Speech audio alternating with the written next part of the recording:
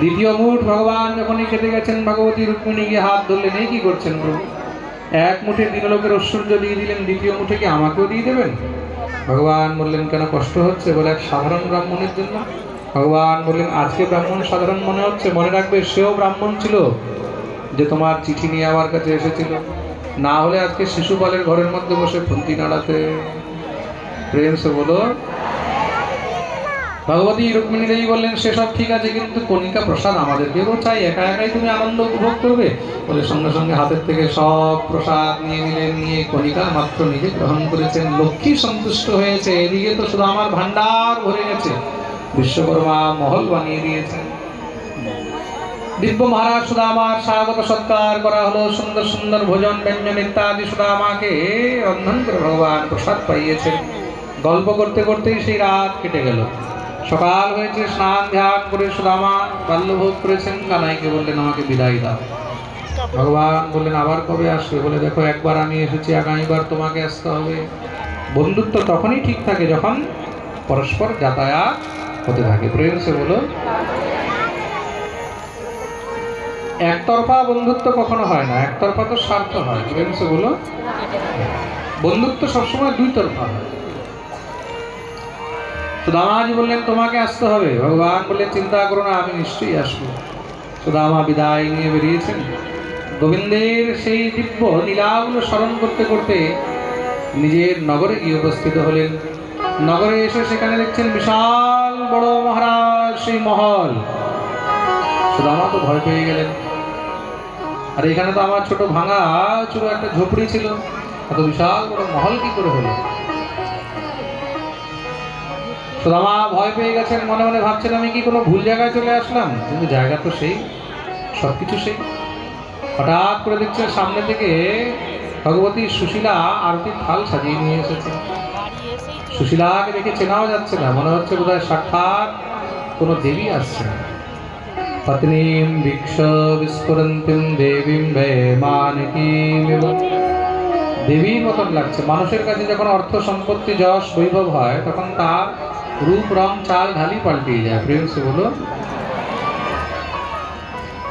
রূপ রং চাল ঢালি পাল্টিয়ে যায়।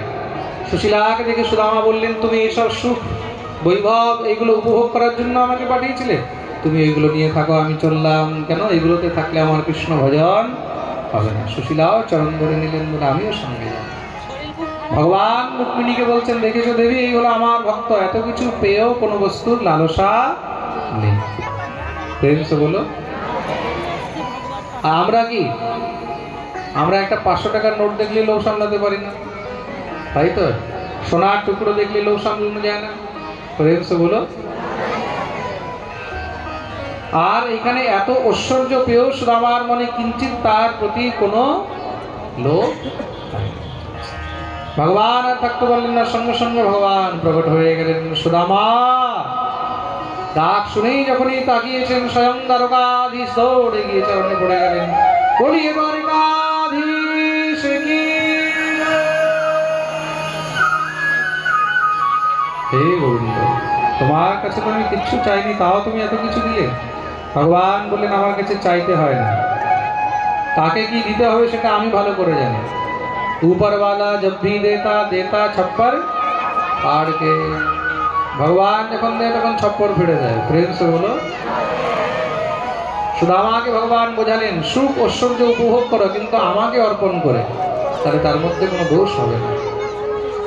সুদামা ভগবত আদেশ পালন করে দিব্য ঐশ্বর্য উপভোগ করে পরম ধাম গমন করলেন। এই প্রকার শ্রী সুখদেব প্রভু সুদামা চরিত্রে দিব্য লীলা বর্ণন শ্রবণ করিয়েছেন। এদিকে ভগবানকেও এখন প্রায় 100 বছরেরও দীর্ঘদিন উপরে হয়ে গেছে। সমস্ত শ্রুতিগণ ভগবানের কাছে এসেছেন, দিব্য স্তুতি করলেন। জয় জয় জয় যজামজিত দোষ প্রভৃত গুণাম তমসি যদাত্মনা সমবরুদ্ধ সমস্ত ভগ अग जगदोकसामखिल शक्य भवोधकते क्वचिद दयात्मना च चरतो नुचरे निगमो। দেবতাগণ এসে স্তুতি করেছেন, বলে, প্রভু আপনাকে এবারে ধরাধাম ত্যাগ করে যেতে হবে। ভগবান বললেন, আমি যাব, কিন্তু এখনো পৃথিবীর ভার বাকি আছে, ভার হরণ করে যাব। ভার কিসের? সব থেকে বড় ভার হলো এখন যদুবংশীদের। তো ভগবান যদুবংশীদের সংহারের জন্য এমন লীলা করলেন, বড় বড় সব মহারাজ মনীষীগণ ঋষি মণিগণ দ্বারকায় কল্পবাস করতে এসেছে। তাদের দর্শনের জন্য ভিড় লেগে গেছে। যদুবংশী ছেলেপেলেরা কি করেছেন, ঋষিদের পরীক্ষা করার জন্য জাম্ববতীর পুত্র শাম্ব, দেখতে খুব সুন্দর, তাকে শাড়ি টাড়ি পরিয়ে পেটের মধ্যে কাপড়ের পোটলা বেঁধে নিয়ে চলে গেছে। মহারাজ, এটা আমাদের কুলবধূ, এর গর্ভে বাচ্চা আছে, বলুন তো ছেলে হবে না মেয়ে হবে? ঋষিরা তো অন্তর্যামী কিছু বললেন না, যাও যাও এখান থেকে।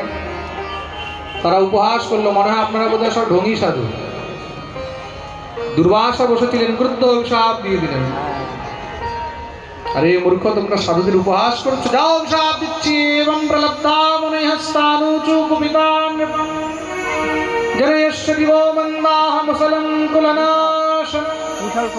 এর পেটের থেকে না ছেলে হবে না মেয়ে হবে, এমন মুসল বেরোবে, এই মুসলের সম্পূর্ণ যদুবংশের বিনাশ হয়ে যাবে।